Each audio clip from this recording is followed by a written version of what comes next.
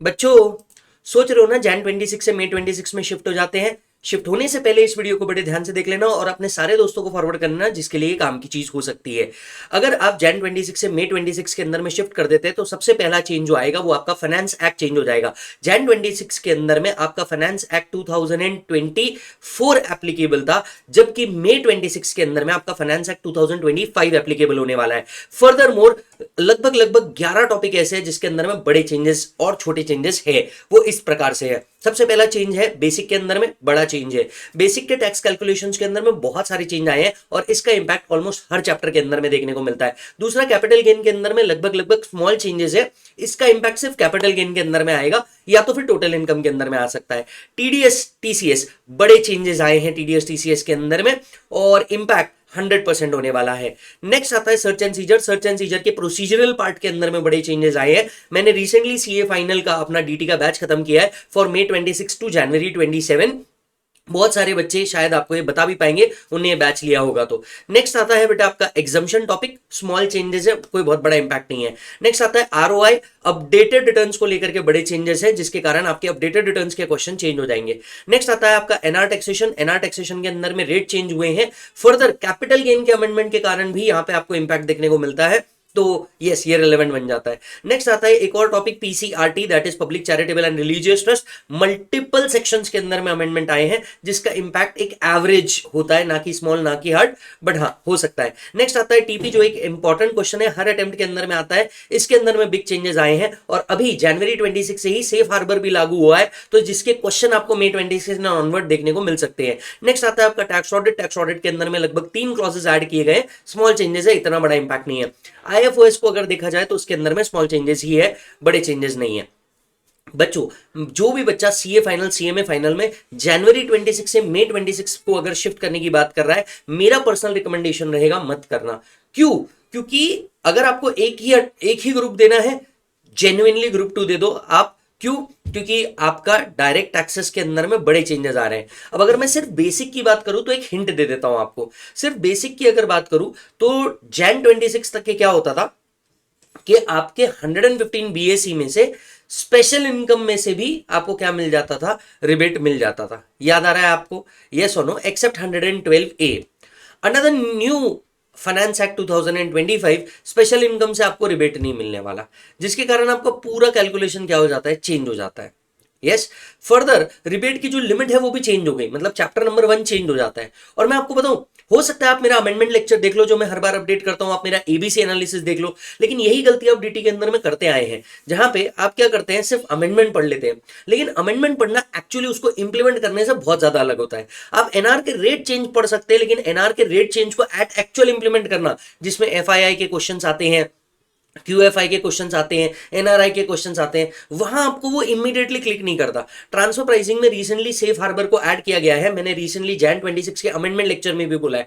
जैन 26 के अमेंडमेंट ही अगर आप देख लोगे ना, 3 अमेंडमेंट लेक्चर है, लगे तो इस वीडियो के नीचे मैं आपको उसके लिंक दे दूंगा। 3 अमेंडमेंट वीडियो है, एक जुडिशियल वीडियो है, वही बहुत बड़े चेंजेस है, उनको भी कोप अप करना, प्लस फाइनेंस एक्ट 2025 के चेंजेस को कोप अप करना, बिलीव मी ये बहुत हार्ड हो जाएगा। इसीलिए मैं सभी बच्चों को रिकमेंड कर दूंगा, जो भी बच्चे फाइनल को स्किप करना चाह रहे हैं जैन 26 को मई 26 में, मेरा पर्सनल रिकमेंडेशन है बिल्कुल मत कीजिए। यस और नो? राइट? ओके। इसके अलावा अगर मैं बात करूं कि डायरेक्ट एक्सेस का जो सब्जेक्ट है ना, इसके अंदर में रिसेंटली इंस्टीट्यूट ना आपके बहुत सारे कॉन्सेप्ट टेस्ट कर रहा है। राइट? अगर आपके पास टाइम है और आपके प्रैक्टिस अगर अच्छी से नहीं हुई है, आप अभी भी फास्ट ट्रैक ले सकते हैं। करीब 32 लेक्चर्स के अंदर में हम लोगों ने पूरा करवाया है, लेकिन उसके बावजूद भी अगर आप देखोगे तो 3 अमेंडमेंट लेक्चर लगे हैं हर एक अमेंडमेंट को डिटेल के अंदर में बताने। अब जैसे अगर मैं आपको एक और बात बताऊं जिसका इंपैक्ट आपको आ सकता है जैन 26 में, वो है कंपाउंडिंग ऑफ फीस। अगर आप ध्यान से देखेंगे ना, पेनल्टी टॉपिक जो बहुत सारा बच्चा बस छोड़ के चले जाता है क्योंकि उनको या तो पढ़ाया ही नहीं गया या ढंग से पढ़ाया नहीं गया। कंपाउंडिंग ऑफ फीस के अंदर में मल्टीपल चेंजेस आए हैं। क्या आप ये जानते हैं? नहीं जानते हैं तो नीचे जो आपको अमेंडमेंट वीडियो दिख रहा है उसको देख लेना, बहुत डिटेल के अंदर में समझाया है। Are you getting the point? Yes. तो बच्चों, अगर आप जैन 26 को स्किप करके मई 26 में जाना चाहते हैं सीए फाइनल वालों, आपका क्लियर कट रिकमेंडेशन है, द आंसर इज नो। आपने ये नहीं करना चाहिए। जैन 26 में बाय हुक बाय कुक आपको पास करना है। अगर आपको प्रैक्टिस में दिक्कत आ रही है, फास्ट ट्रैक बैच ले लो, मेरा ekathamacademy.com के ऊपर अवेलेबल है, वो कर लो। अगर तुम्हारी प्रैक्टिस नहीं हुई है तो मैं कहूंगा बहुत जोर से प्रैक्टिस करो, राइट? अगर मान के चलो मेरा फास्ट ट्रैक लिया है, किसी का भी फास्ट ट्रैक लिया है, डजंट मैटर, बहुत ज्यादा प्रैक्टिस करो। डीटी के पेपर के अंदर में आप जनवरी 26 के अंदर में, मैं आज बोल रहा हूं कि आप हार्डनेस एक्सपेक्ट करके ही चलिए। पेपर जो रहेगा वो हार्ड आने वाला है जैन 26 का, क्योंकि मल्टीपल अमेंडमेंट आने वाला है। मैं खुद आपको बोल रहा हूं कि आपका लेवल ऑफ प्रिपरेशन बहुत तगड़ा होना चाहिए। ग्रुप 2 का जो एक पेपर जो सबसे हार्ड आ सकता है, जेन्युइनली आई पर्सनली बिलीव वो डीटी होना चाहिए, क्योंकि अमेंडमेंट बहुत सारे हैं, चेंजेस बहुत सारे हैं। जो बच्चा सितंबर से जनवरी जा रहा है उसके लिए चेंजेस बहुत सारे हैं, जनवरी से जो मई जाएगा उसके लिए तो बहुत ही ज्यादा होने वाला है। यस और नो? आप कहोगे कि सर विजय सर आप डरा रहे हो।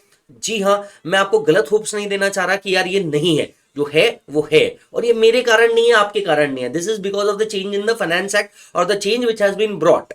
Are you getting the point? और उसको कुछ किया नहीं जा सकता, उसको सिर्फ पढ़ा जा सकता है, उस पर प्रैक्टिस की जा सकती है, उसके ऊपर क्वेश्चन आंसर सॉल्व किए जा सकते हैं। जो फैक्ट है वो है, और ये फैक्ट आप, मैं ऐसा बोल रहा हूं या मेरे को कुछ प्रोडक्ट बेचना है, ऐसा नहीं है। आपके सामने आपके इंस्टीट्यूट का अमेंडमेंट रखा हुआ है। जैसे अगर आप देखोगे, आपके सामने मैं ओपन कर देता हूं।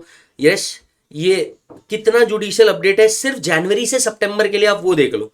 ये फाइनल का कोर्स मैंने आपके लिए ओपन किया, राइट? यहां पे आपका स्टैट्यूटरी अपडेट्स दिख रहा है, जुडिशियल अपडेट्स दिख रहा है। सिर्फ स्टैट्यूटरी अपडेट जनवरी का मैं ओपन करूं, 72 पेजेस के स्टैट्यूटरी अपडेट्स है, जो एक लेक्चर के अंदर में नहीं हो सकते, बहुत डिटेल में 3 लेक्चर में बताया है। सिर्फ स्टैट्यूटरी अपडेट्स जो जनवरी 26 के, सितंबर के अलावा, राइट? जुडिशियल अपडेट देखोगे करीब 16 पेजेस का, तो यही है। मतलब मोटे मोटे तौर पे 72 प्लस 16 पेजेस, रफली अराउंड यार अपन 100 पेजेस के आसपास आ जाते हैं। तो आप समझो सिर्फ अमेंडमेंट एंड जुडिशियल अपडेट मिला के आप 100 पेजेस के आसपास आ जा रहे हैं। और इसके बाद अगर फाइनेंस एक्ट के अपडेट आते हैं तो जेन्युइनली आपको एक वापस से क्लास लेनी पड़ेगी। और अगर आप कॉन्फिडेंट नहीं है ना, अभी ये ग्रुप 2 की क्लासेस प्रॉपर नहीं हुई है, या डीटी की क्लासेस प्रॉपर नहीं हुई है, आईडीटी की क्लासेस प्रॉपर नहीं हुई, मैं कहूंगा फिर जनवरी में चुपचाप एक ग्रुप दे देना, सिर्फ एक group, that is group 1।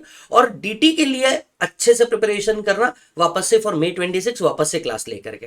Half heartedly preparation मत करना, अननेसेसरी एंजाइटी आती है, अननेसेसरी वो डिमोटिवेशन आता है, ये काम अपने को करना नहीं है। और अगर दोनों में से एक सिलेक्ट करना है, मान के चलो आपका फेयरली क्या हो चुका है, ग्रुप 1 हो चुका है, फेयरली आपका ग्रुप 2 भी हो चुका है, and you are on the verge कि यार दोनों में से कोई भी एक दूंगा, मेरा पहला रिकमेंडेशन ग्रुप 2 देना।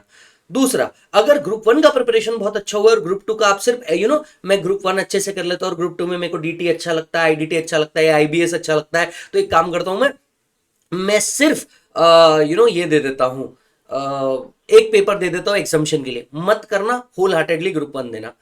थर्ड, अगर सर मैं बोथ ग्रुप के लिए जनवरी स्किप करके मई के लिए प्रिपेयर करूं, रैंक के लिए प्रिपेयर करूं, फाइनेंस एक्ट में बहुत सारे चेंजेस आए हैं, मेरे लिए ये रिकमेंडेड नहीं है। चुपचाप आपने जनवरी में ग्रुप 2 क्लियर कर लेना, फिर ये काम करना। मेरे को वो रिकमेंडेशन में नहीं आता, यस और नो, क्योंकि एटलीस्ट डीटी है जिसके अंदर में बहुत सारे चेंजेस आपको देखने को मिल सकते हैं। यस और नो मालिक? इसके अलावा अगर आप कुछ कहना चाहते हैं या आप कुछ डिस्कस करना चाहते हैं तो डेफिनेटली आप कमेंट बॉक्स में अंदर डाल दीजिए। मैं ट्राई करूंगा आज के आज जितना पॉसिबल हो मैं आपको रिप्लाई कर दूं। और ये वीडियो उन सब तक के पहुंचा देना जो आज एग्जाम फॉर्म भरने वाले हैं या एग्जाम फॉर्म अभी नहीं भरा, सोच रहे हैं एग्जाम फॉर्म भरने का। Are you getting the point? Thank you so much, ध्यान रखिए अपना।